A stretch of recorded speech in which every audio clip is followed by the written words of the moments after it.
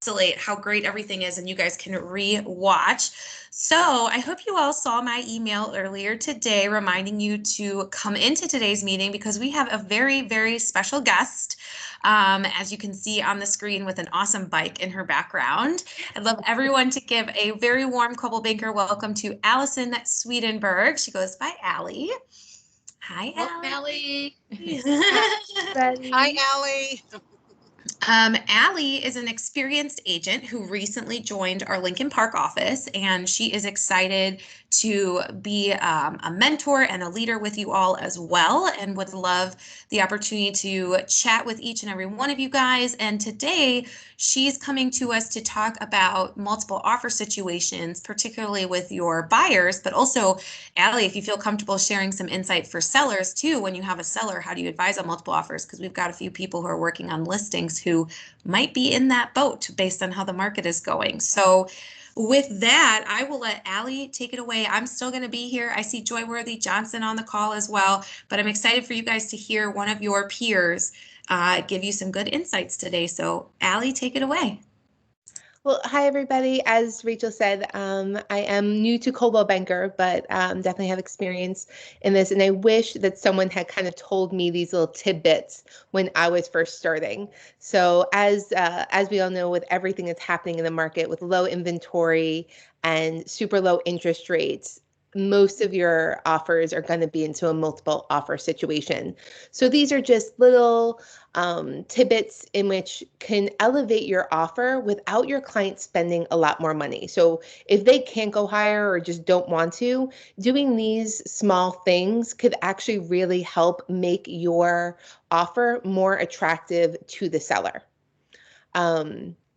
So the first thing, and I do this with whether there's multiple offers or not, I do this with every single one of my offers, is I have the buyer write a letter to the owner. It sounds cheesy, and it kind of is.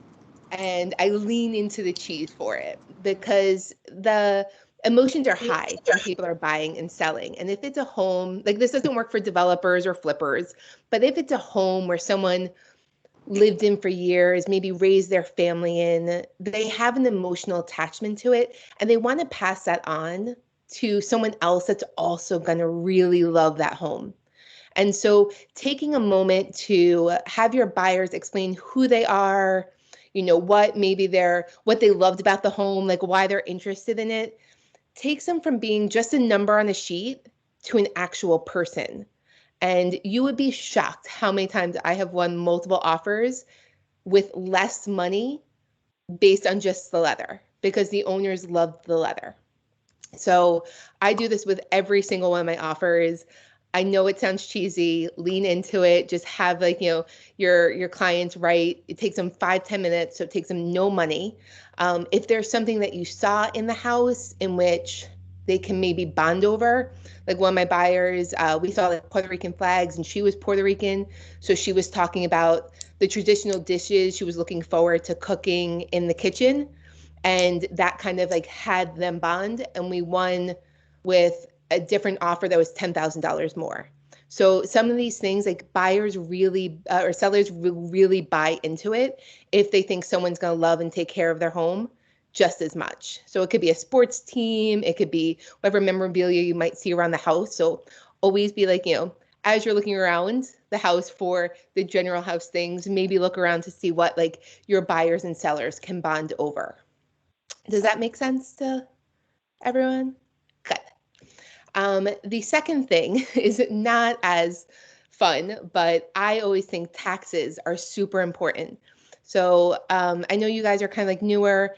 For the tax proration, does everyone, first of all, know where to find updated tax information on the Cook County Treasury site? Probably be good to refresh us on that. Yes. Cool. Here, this is my first time, so I'm going to try to share my screen with you. Give me 1 second so it doesn't, sorry, I should have had this. No, you're fine.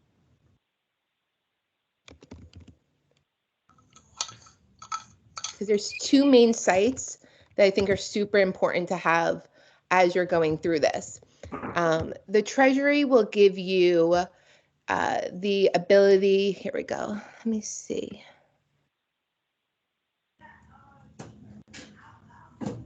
Rachel, I'm sorry, how do I share my screen? So up next to the leave button on the upper right hand, there's an up arrow in a box. Perfect. So you click that and then you click green. There we go. Is everyone able to see that? Yep. Awesome. So for this is just a Cook County Treasury site. You'll be able to go over, I always just do pay online. As you scroll down, you could put in either the property tax ID number, the PIN number, which you could find on any of your MLS sheets, or you could do the property address.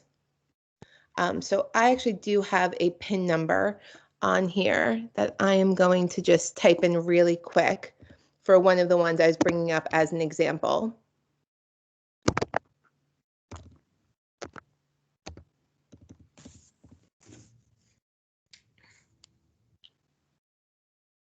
There we go. And so, you make sure that this is the right one. It'll show you, the first one that always will come up will be like 2 years ago. So this is 2018, that was built in 2019. And so that will be the number that you're looking at, and will be on the MLS. The reason why I'm bringing this up is that as the new tax bill will be coming out within a couple of months for the end of 2020, or sorry, for the new tax bill of 2020, which is billed in 2021, will be coming out in a couple of months. And the MLS isn't always updated, whether it's been on the market for a little while or it just auto-filled with the old information. It's always good to be able to see that number. So as taxes, because they tend to go up, it's always good to go back to this page to make sure, because this will affect your client's monthly payment. And if they're kind of threading the needle on where they feel comfortable with their monthly payment being, this is a really good one to keep in your back pocket so you can make sure that everything is updated with it. There's another one as we're kind of going through this, and I'll get into the actual taxpiration, is that for this property, they actually have for their tax exemptions, they have a senior exemption, which you can see here, and a senior freeze. Now, a lot of agents don't know how to look up what those exemptions cost per year and how much it actually brought down the tax bill. So if you're looking at a place that has a senior exemption and or a senior freeze, and you want to know what the taxes would be without those, you go to the Cook County Assessor's Office. If you scroll down a little bit, sorry, I already brought this one up. So let me go back. I apologize. I was making sure it would work properly.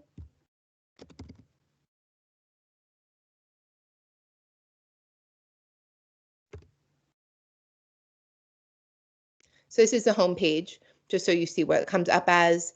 And then you would enter that PIN number again.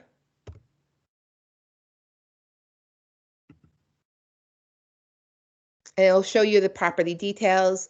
As you scroll down a little bit, you'll have exemption history and status. If you click on that, it will show you what the homeowner's discount is, the senior, and the senior freeze. So if your clients are going to stay in there, you could keep the discount for the homeowners, but you want to add the senior exemption and the senior freeze to the taxes that are listed in the MLS already to give you what your clients are likely to expect.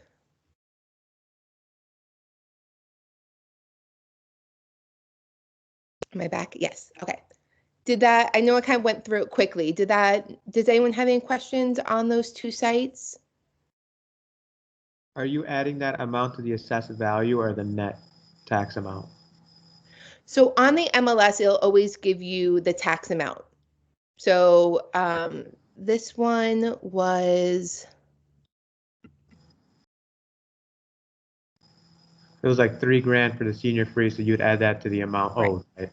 So if we go on to, this one was $3,144.97. But that unless your client is also a senior that would have a senior exemption and or a senior freeze. Oh, I'm sorry, I did not reshare my screen with you. I apologize. There we go. So as you could see, for the year of 2019, the total bill was $3,144.97.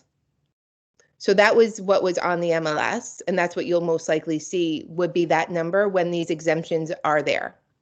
What you want to do is you want to add that number to the senior exemption and the senior freeze numbers for the last one. So the taxes for someone who is not a senior and would not have these exemptions on there would actually be closer to $7,798. So if your client's thinking that they're just going to get a great deal in taxes because these taxes are then super low, that's not actually the case. Like they might be able, to have a little bit of a break, for the rest of the year if they're able to sign, the previous sellers are able to sign up for these exemptions, but their taxes are going to jump up, and that does affect their monthly payment. Does that make more sense? Yes, super helpful. Thank you so much. Awesome. Absolutely. I like numbers, so I like going through them to making sure that, I think an educated buyer that knows what they're getting into, especially that monthly payment, they make the best financial decisions for themselves. So kind of getting back into those little tidbits we were talking about in the circle back to tax proration. Now, most people, it'll go between 105 to 110% unless it's a triannual reassessment year. You could put in something, it's a couple $100 difference usually between them. A lot of times in normal market, you might put 105 to 107%, meaning that it is 107% over the last full year's bill that we've gotten. So we know it's always 100% for, like what the taxes were last year, because taxes tend to always go up. And then we do a small percentage over that to guesstimate what the taxes will be. However, to make it slightly more attractive, you can do either two things. Either one, just do 100% of what the taxes were last year. It's one less, again, it slightly elevates your offer above others. It could be a couple $100 difference to your client that gets put into their monthly payments over the year. So for them, it might be a couple of dollars difference on their payment, which doesn't make a huge deal to them. But it's one of those things that just, again, slightly, you get a slight step up. So if it's you and one other offer that's kind of neck to neck, this might be like the one thing that brings you up. You could also just put TBD and let the attorneys haggle it out, because as everyone's saying they're kind of getting into these new deals and people are under contract, which is super exciting.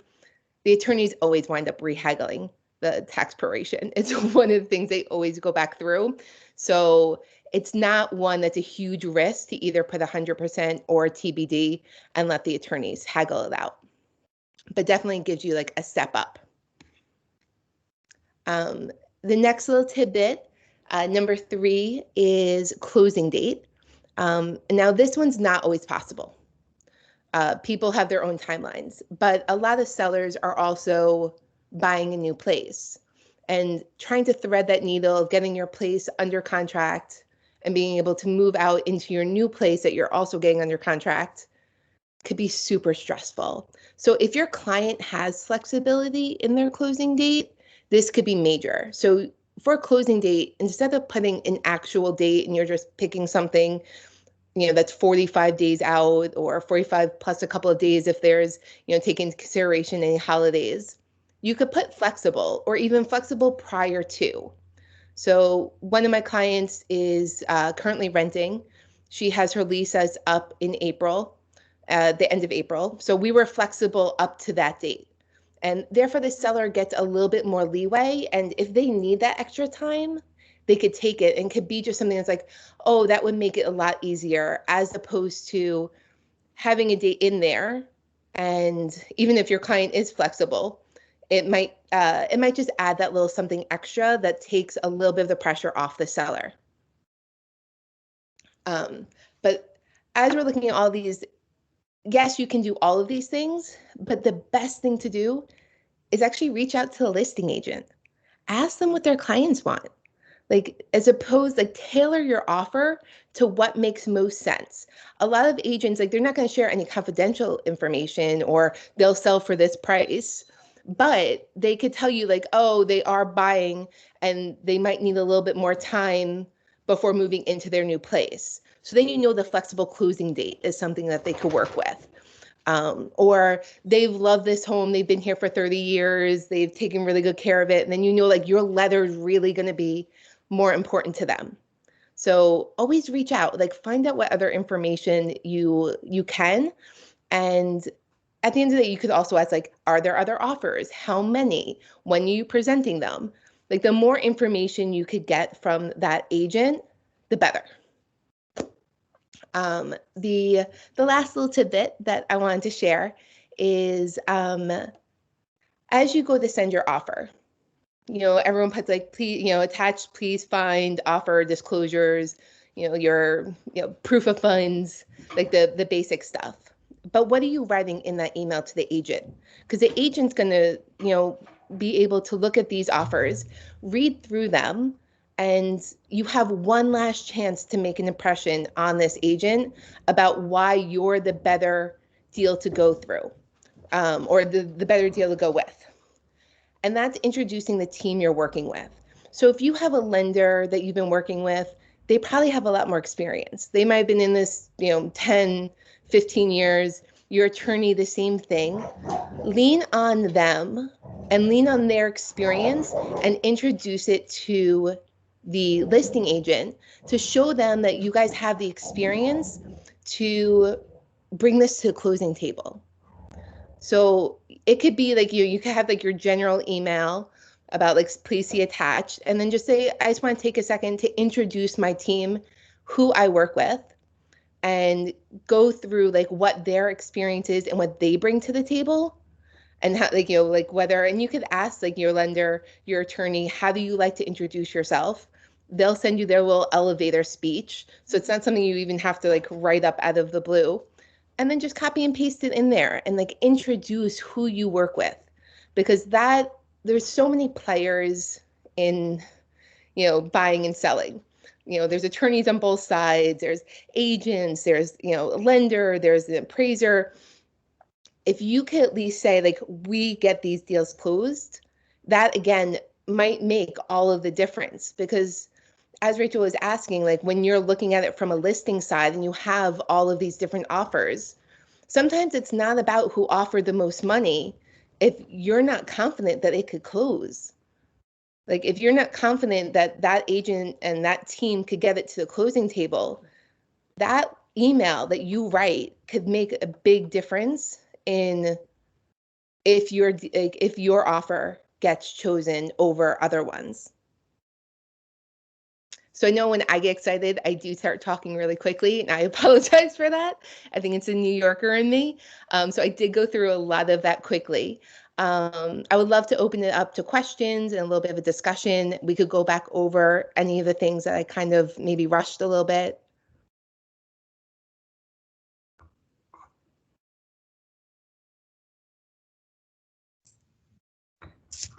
You guys don't have any questions? Hi, Oh, go ahead.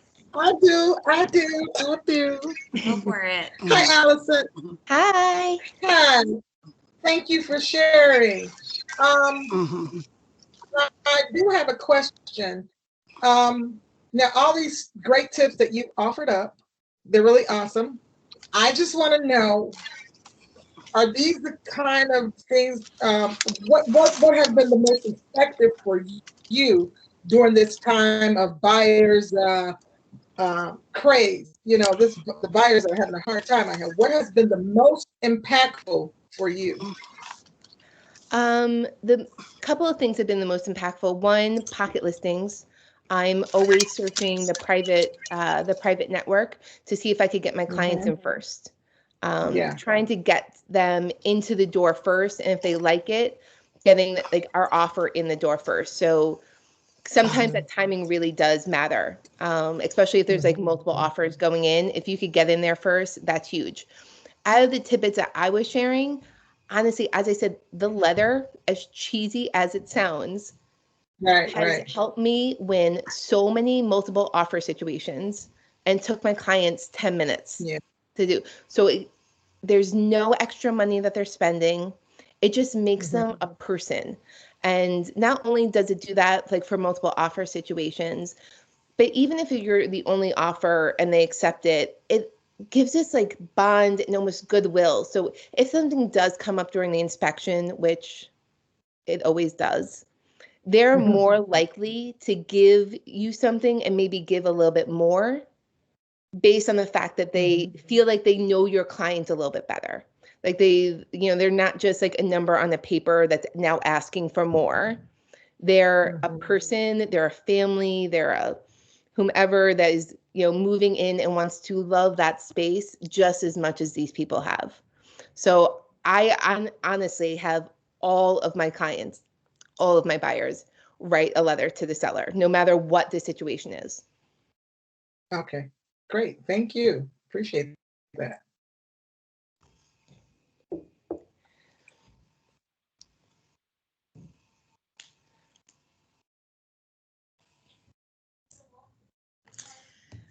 I don't see any other questions. While you guys think of that, Allie, do you want to talk maybe about, as a listing agent, how to handle kind of multiple offer situations, how to coach your clients, how to make sure that you don't over guide your clients, to give them the opportunity to add their own thoughts and insight? Yeah, absolutely. So as you're going through this, at the end of the day, of course, it's always your client's choice of who they move forward with. The introducing of the team and learning a little bit more, like, that last, like the email I was mentioning, I do think it's really important and something I appreciate when I'm on the listing side of multiple offers. That way you could go through, you could see who the lender is, you could see who the attorney is up front, you could Google them, you could learn a little bit more about them and see how many deals do they get closed, per year. How much experience do they have? How long have they been doing this? So that when things come up, because they always do, are they going to be able to work through it with your client? The other thing is looking about how much is being put down could be a big indicator if it's the same price point. So if someone's offering $500,000 just as like a random number for a property, if someone's doing 5% down and the other is able to put 20% down, the 20% down has usually a higher chance of closing that deal. It could also happen with a lot of these multiple offer situations mean that places are selling over what the ask is right now. And so the question becomes, will it appraise out for that much? So as you guys are going through this process and working through your deals, once you get under contract, once you get through the attorney inspection review, we still have the appraisal. And so the lender will order the appraisal. It's one of the things that your clients also pay for. It's one of the things that the buyers pay for. I apologize. I just wanted to clarify that. And if the appraisal comes in and it's a lesser amount than what is being offered, then either that difference has to be made up.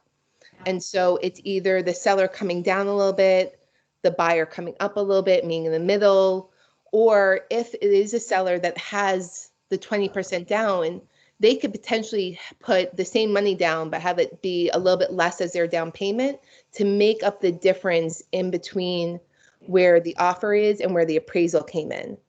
So it gives a little bit more leeway that they're flexibility than somebody that has maybe a little bit like a lesser percentage down.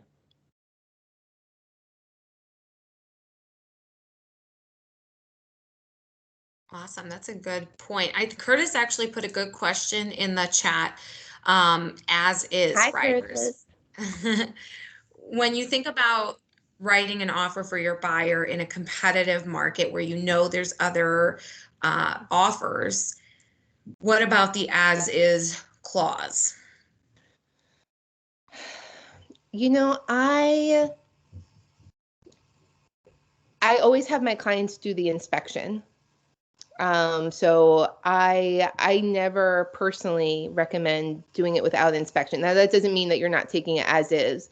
Doing the inspection just means that you have a professional coming in to let you know everything that's going on with the property. In a very aggressive market, it can be something that can elevate your offer above others, but your clients need to know that there's a little bit of a risk there, meaning that if something does come up during the inspection, they don't really have the ability to go back and ask for anything to be fixed or any sort of credit. Now, those fixes and those credits are usually, average around a couple of $1,000s. So if your clients are able and willing to take a little bit of that risk, then I think it's a great way of to going in there and winning a multi-offer bid. I never say go out without an inspection. Always do the inspection. If anything, it's a to-do list of what your clients will need to get done in the future. But it's definitely a tool you could use. And if you don't mind, I'll add a few little tidbits. I think that's awesome. So like Allison said, there's 2 clauses regarding the inspection in the contract. There's taking it as is, which means you still have a property inspection, but like Allison said, you can't then go back to the seller and ask for things to get done. And then there's waiving the inspection, which means that your buyer doesn't get an inspection at all. They don't have a right to ask for that. So I'm with Allie, where I always recommend my clients get an inspection, even if it's as is in the MLS or we're offering as is. The other thing I think is really important to remember to talk and coach your buyers about the inspection in general is we're writing offers based on what we can see with our eyeballs as we go through for a showing.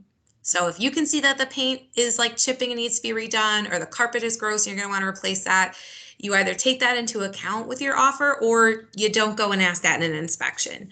Because if you read the inspection clause, it also says that the inspector is there to identify health and safety issues and things not performing to its intended use. And I think what we see a lot, and Allie, I'd love your opinion on this, but what I see a lot with multiple offer situations is a lot of buyers feeling like they've perhaps overpaid when they've won the bid. And then they come back through the inspection and try to get their money back in the inspection by asking for a laundry list of things to either be fixed or a lot of credits to be given. And so one of the things when you coach and counsel your buyers is to let them know if it's not as is, right? And you come back with all these things and we know there was 15 offers, the seller could just say no to everything you're doing and go to the next offer in line. So it's really important to kind of weigh the pros and cons of what comes up in an inspection report and really what is a deal breaker, what is going to be the straw that breaks the camel's back for your buyer, right? Is there something we couldn't possibly have seen during a showing, like a broken attic beam, right? Or issues with the foundation that we are not inspectors, we're not trained to see that. So make sure that you really counsel your buyers on what those expectations are, and to really make sure they understand going into doing an as-is clause or going into an inspection punch list of laundry items when there were multiple offers and there's backup offers, because the seller could just easily say, nope, we're going to go with the next one. We had 4 offers all at the same price. We chose yours and now you want $5,000. So we're not going to do it. No, that's a great point, Rachel. Thank you so much for bringing it up, because it is so true. As you're getting more listings, you'll see people that come back and will ask for things that were very visible during their showings and should have been taken into consideration when making the offer. The way I learned a lot about what to even look for is following my inspector around during inspections. Like, I use that time, which is normally like a downtime where a lot of agents are maybe like sitting on their phone, answering emails and text messages. I would ask the inspector ahead of time, and there was a couple that, I still use and got close to, because I would just like, I don't want to be in your way, but I want to see what you're seeing. At the end, especially when They give you the roundabout of like what they found. Have them go and point the things out to you. Like have them show you where they found these things, so that the next time you're in a house or a condo, property, you can then also keep your eye out for those things and make sure that, it makes you look better at the next one. When you're walking through with a client, you'll be like, oh, actually, this is something that would need to be fixed. This is against code. Whether it's I find like a lot for like older homes, the hot water heater pipe is supposed to be always at an upward angle. And some of the older homes are either flat or sometimes curved down. So it's something to keep an eye out for, and something that so it's these weird tidbits that you pick up as you're working with your inspectors. So Curtis had another really good point. What about our buyers that are looking for closing costs to be taken care of by the seller, but we're in a crazy market and there's multiple offers, and how do we talk our buyers through that? And what's the best way to put your foot forward if they absolutely need it, for financing? For financing, grants are also a great thing. So if they need that money towards closing, I first do speak to their lender to see if there's any grants that are applicable for them. I think IDA is the one that most people know. It's like $7,500, first-time home buyers. It does add to the interest rate a little bit because it's a federal loan as opposed to something that the bank gives out. So it might knock up the interest rate a little bit, but if say they needed $5,000, they can maybe get that without going to the seller for it. There's also other ones like FHLB, I believe is one of them. That was around $5,000. It's through a bank, and therefore it does not increase your interest rate. A lot of them are forgiven after a few years. I feel like it's money being left on the table. It takes a little bit extra paperwork, but it might be one way to work around asking for a closing cost directly from the seller if you're able to get it from other places. The other thing you could do is maybe build it into what their monthly payment would be by offering a little bit more. So if they have a little bit of leeway with their purchase price, like if they're approved for more, and this place is under that, they could offer more money and then ask for the closing credit. And I would suggest when you're making those offers, speak to the listing agent and tell them why. So like, hey, like we're going to offer this amount and we need the closing credit to get closed, but we want to build it into what our monthly payment is going to be. So the sellers are technically kind of getting that money because they're going to get it on the back end from the sale. So again, it's one of those ways in which in these crazy situations, you could kind of work around getting your client to lower what they have to bring to the closing table without actually causing the seller to spend more money, because right now it's just not going to fly. That's a really good point. I think that's awesome.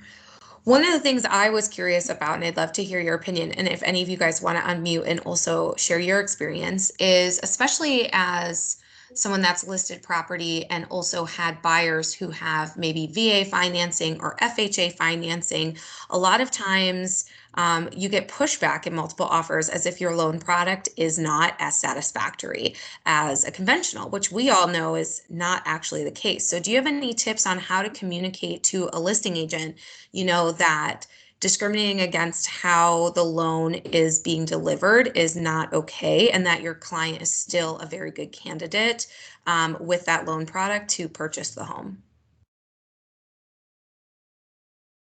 Are you asking more about like FHA or VA loans or anything like, like those type of products? Right. So like, how do you convey to a listing agent in multiple offers that your VA offer and FHA offer are just as strong and should be just as competitive?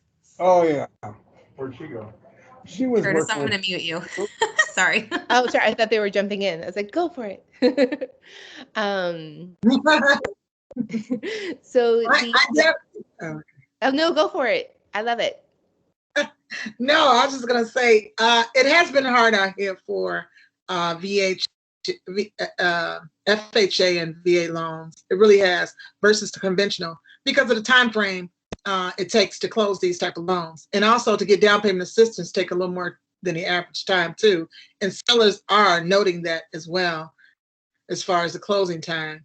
So it has been a little bit more difficult for these. But also, if your buyer is a strong buyer, meaning like the lender has worked with them already to get their documentations in, that's some things that also make sure the listing agent know that we work very closely with our lenders to make sure we're processing as soon as possible. So I'm the agent, my client is both willing and ready to work hard to make sure we get this deal closed in a timely fashion.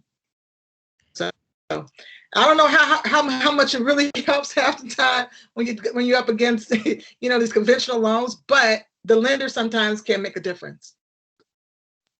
That's a really good point, Leona, and that's one of the things that we hadn't touched on yet, Allie, is the idea of when you're submitting an offer that's financed, no matter what the financing is, and you know you're in a competitive offer situation, make sure that lender knows that you are submitting an offer on XYZ property. It's a competitive situation. Here's the listing agent's name and phone number. Please call her. Please call him and talk about our mutual clients, Joe and Jane, and how qualified they are. I have found, our lenders with GRA have mentioned that that's something they're proactively doing for our agents, is calling the listing agent first. Don't wait for the listing agent to necessarily call the lender to make sure it's qualified. It's very powerful to have, Robin Barron with Guaranteed Rate Affinity call Allie Swedenberg and say, hey, I know that Rachel and my clients, Jane and Joe Smith, submitted an offer and you're listing at 123 Main Street. I just wanted to let you know that I'm the lender that provided them with their pre-approval. They're extremely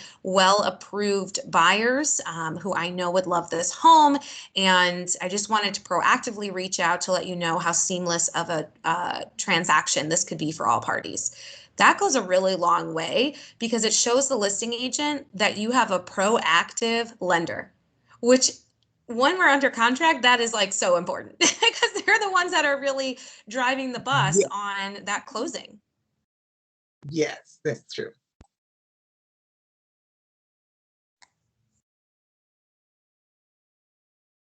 Does anybody else have any other questions for Allie? And it doesn't have to be on this topic. Allie is an experienced agent. Maybe you have questions about marketing a property or how does she prospect her sphere? This is a good opportunity, guys. Well, at the end, I'm happy to also give you guys all of my contact information. I was going to find out through Rachel, like how to send like an email. So every deal is different. And so it might not be a question that you have right now, but that's one of the most exciting things about real estate. And one of the things that I love the most is that every deal is different. There's always different players. There's always going to be things that come up. And maybe the things that worked in the past, 3 or 4 deals that you did are not working now. I would love to share my contact information with you guys. And if you have any questions, if you want to bounce an idea off, I'm happy to be there for like a listening ear, a soundboard, or someone that could just be like, well, this is what's worked for me in the past. Because sometimes that's really what comes down to is, okay, you tried A, B, C, and C. How about D? This is what I've tried once and it worked for me. So I'd be happy to reach out to you guys. So at least you have your contact, my contact information. And if you ever have anything that pops up, you can feel free to reach out, and I would love to help out any way I can. Allie, you could probably put that in the chat here, actually. That would be awesome. Oh, there we go. I'm definitely going to try and take you up on that. Absolutely. I look forward to it. I have a question, Allie. Can you hear me? Yep. Okay. How do you market your properties? So a lot is yes, we could all do the regular marketing. It goes on the MLS. I do like getting, if I have, getting all my paperwork in order and putting it on the private network first. It does give you a little bit of an insight to see how many showing requests, how many people are reacting to your listing. It could be a good litmus test to see where you are. It also might help where your clients don't even have to go to market if you could get it sold pre-market. Every seller always loves that. But once you do go to market in the MLS, you want to do things like the listing concierge is huge and can be super helpful. The other thing, which I'm also getting better at, and one thing I spoke to Rachel about, is social media. It's huge right now. I think it takes place things like the postcards and the other mailers that go out. I think that those could be, if targeted well, can do really good things. Like, joking about like how everyone says you can't pick your neighbor. Well, why not? Like target the people that live around that area, because they might have friends and or family that are looking for something similar to them, like something that runs in their circle. So I think you hit it with everything you got right off the bat. Like you get it onto the multi-listing system. You make sure that you have like great pictures from an awesome photographer. You do the listing concierge. Like this is all going to be things that can help you, because when you're getting these multiple offers, it's the more people that see it, that more visibility that you have is really going to help you. But again, Rachel will probably give you a lot more tidbits on the social media aspect, as it is something that I am just really diving more and more into, because then your sphere can share it with then other people that are interested in it. Okay. Rachel, concerning the social media, as I mentioned, my Facebook, everything that I do, it actually is disapproved. Even if they want to press the button and call me, that doesn't even work. So it keeps telling me it's disapproved for some strange Helen, reason. I think somebody else shared that they had a similar thing, and Khadidra actually, I think, did that, and she ended up having to just delete that page and start over. That's really a Facebook problem. There's not much I can do to help with that, because it sounds like honestly a glitch in their system. Okay. And trying to call someone at Facebook is like waiting for snow in July. So what I'd recommend is kind of just deleting that page and just starting your realtor page over again. And hopefully that can get that glitch out. Well, I'm hoping I can get my 500 likes back, but that's an issue. I know. So I would definitely try calling Zillow first, or using their help desk for try to exhaust those measures first. But ultimately that's, unfortunately, since it's not a CV system, we're pretty limited on, that's the advice I can give, unfortunately. Okay, thank you. You're welcome. And but thank you so much, Allison. Yeah. Allie is right about the social media. And if you guys missed Tuesday's Coaching to Confidence, that's one of the things that we talked about, was like, how do I brand myself? What do I post on social media? So make sure when we sent out that roundup today, I'll include that link. If you missed that training, that was a good one to be on. But I love what Allie was saying. It's so true that social media is just such a faster way to get in front of so many people. But also it's a good way to shake loose anyone in your sphere who might have been thinking of selling or even buying, because it just reminds them that you're in real estate, that you are a productive agent in real estate and a good resource for them. Hey, Allie, I have a question. My name is Joy. I'm a real estate sales instructor. And one of the questions that keeps coming up for my agents, a lot of them are working with buyers, but they want to, of course, gain listings. And so do you have any recommendations on how they can begin to build their listing business? Well, yes. But right now, there's so low inventory that it is hard for a lot of people. There's different ways to go about it. A lot of my business is built off of referrals. I know that takes a long time, and something that will come with as you're moving forward in your career. I know Curtis is great at farming. I know he there's one specific building, I believe, that Curtis farms all the time. And once you get listings in either that certain building, that certain area, you can then reach out to the other neighbors in there. If it's allowed with, you of course have to always abide by HOA rules and regulations. So please make sure that you're not, because the last thing you want to do is make a bad impression that you don't know what the rules and regulations are. But if it's a single family home, pre-COVID, and I think this will be coming back, what I like to do is almost inviting the neighbors, where you get to before you really go on market, maybe when it's a pocket listing, that joke I made about like who says you can't pick who your neighbor is, sending it out to like that general sphere of people that are around there, invite them to come. You could have like a light snack, you could have like a champagne, whatever you want to do to kind of like boost it up, get people in the door. It's almost like it's an open house, but as opposed to trying to get those sellers that we would normally find, or the buyers that you would normally get at an open house, this is ones to kind of see, oh, this is what we're doing, this is how we're marketing it. It just shows the other people that live in that area the skills that you're bringing and how you can then help them sell their home. Like, plant that seed, make that contact. Mm-hmm. But ultimately, you're saying that it's going to take a little bit more time.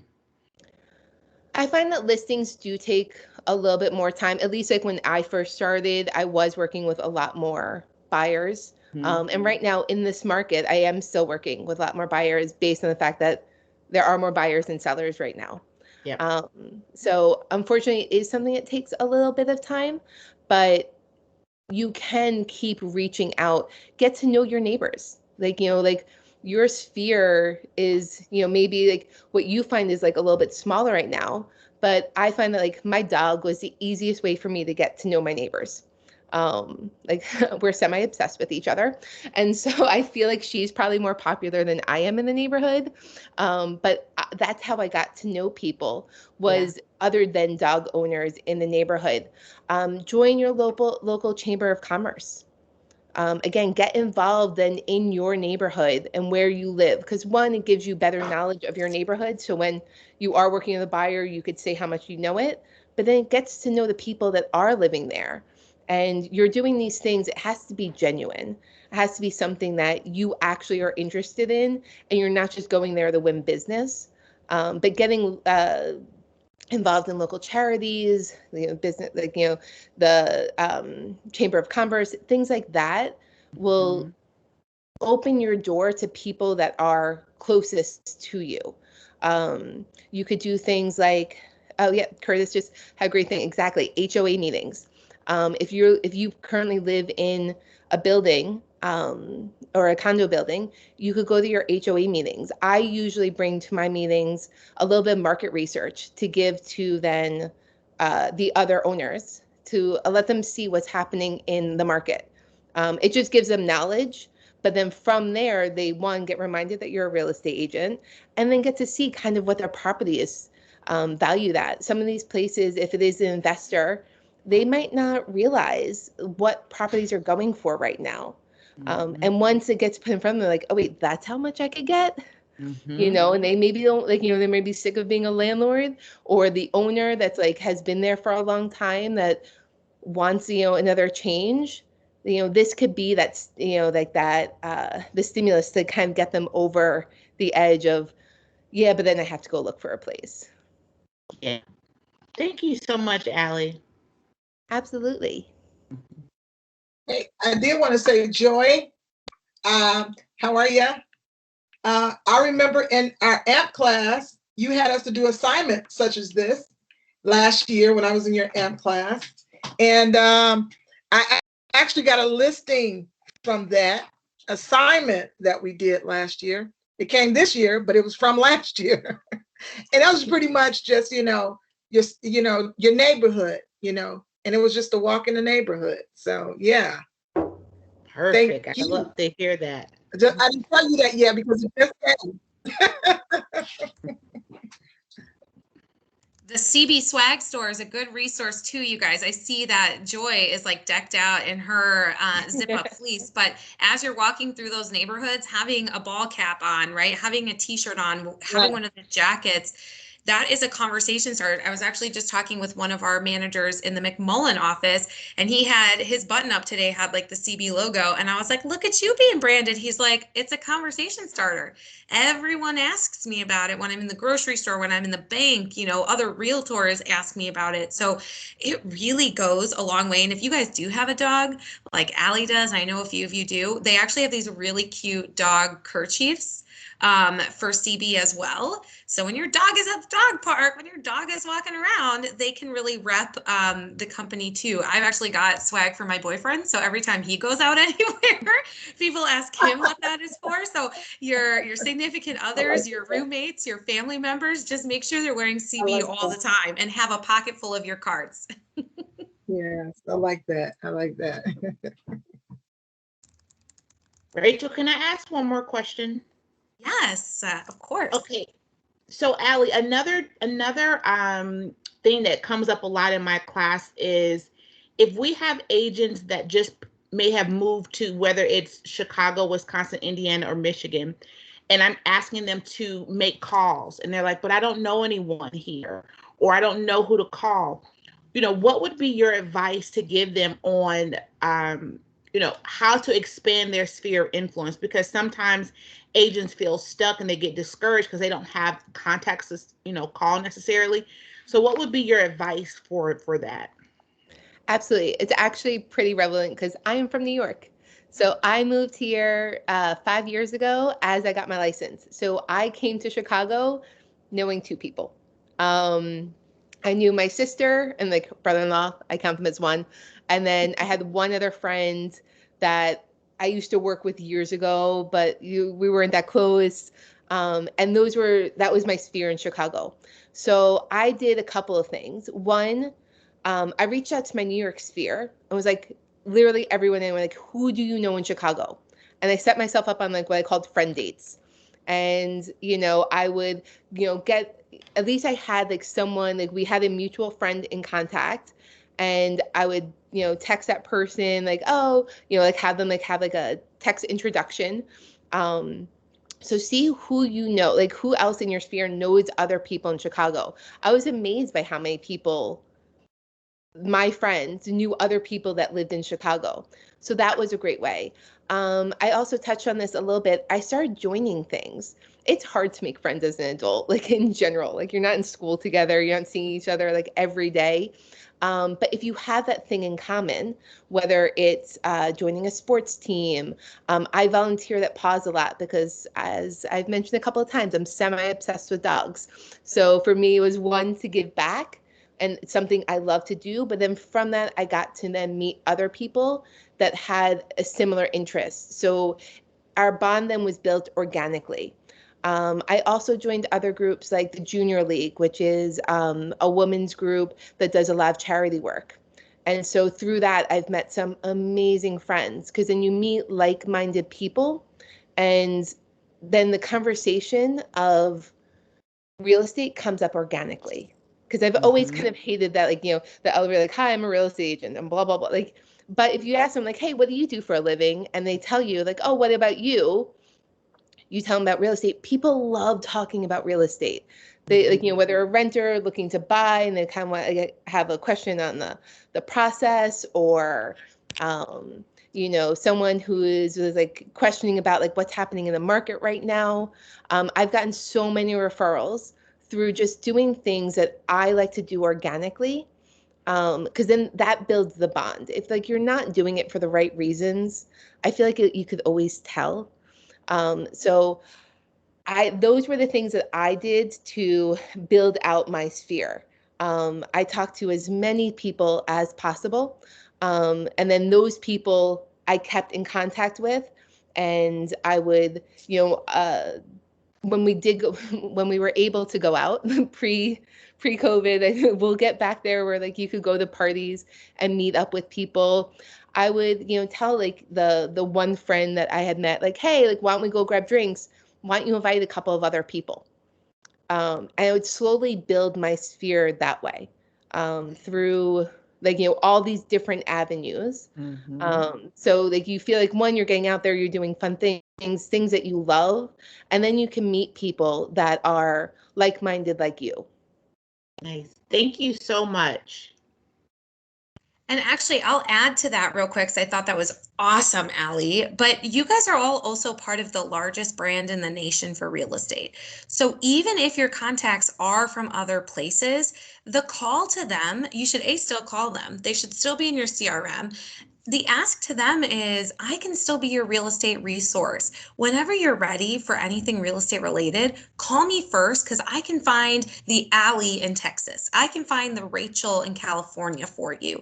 And that way you guys can still be a part of that by identifying a good Coldwell Banker agent that will serve their needs wherever they are and get the referral fee. So I think in real estate, we tend to think of our income in whatever I'm helping someone buy, sell, or rent, when really another way to earn income in this industry is to be that referral resource, to really reach out to your sphere wherever they are and encourage them to come to you first, because then you can get those 25, 30, 35% referral fees for making a warm intro, but also your friends, your sphere, they're well taken care of as well.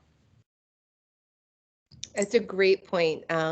I've definitely helped a lot of people in New York that were looking to buy and sell, and I've helped them connect with an agent over there that could help them be successful, and that I knew that they were being good hands. So it's also really nice to get that check-in when all you really had to do was, make a quick phone call, fill out like a sheet, and help your friends get connected, or your family member get connected with somebody.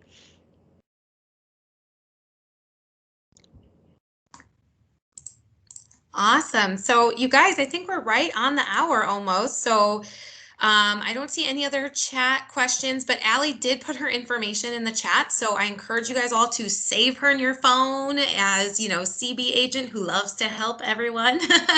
And take her up on those offers. We are excited to have Allie in our future meetings as well, to just really be that resource, because I know hearing from one of your colleagues in the office is always a nice addition to hearing from myself, Nakia, Curtis, and now Drucy too. So thank you so much to Allie for your help today and your explanation. I know it was awesome. And with that, we're going to go ahead and wrap up the day. You